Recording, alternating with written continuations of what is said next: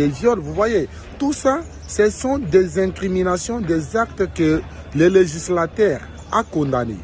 Alors, s'il arrivait que un Koulouna a tué, c'est-à-dire qu'il a commis un meurtre, c'est l'homicide, vous voyez. Alors, si l'homicide commis avec l'intention de donner la mort, cela est qualifié de meurtre.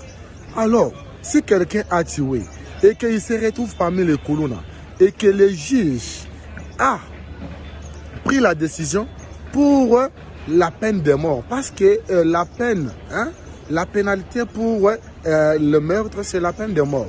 Même pour l'assassinat, c'est la peine de mort. L'empoisonnement, c'est la peine de mort. Vous voyez? Alors, si quelqu'un a tué et qu'il a été condamné à mort, vous voyez, c'est le juge.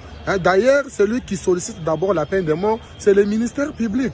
Lorsqu'il sollicite la peine de mort et que le juge trouve que non, réellement, le monsieur a commis le meurtre. Il a tué les gens.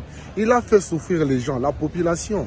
Là, vous n'en parlez pas. Regardez aujourd'hui, il y a des meurtres partout, commis par les Koulouna.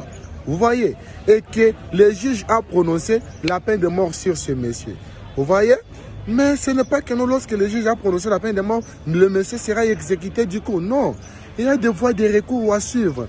On peut aller en appel. En appel, c'est pour attaquer le jugement du premier juge. Et si en appel, on confirme, on peut aller en cassation.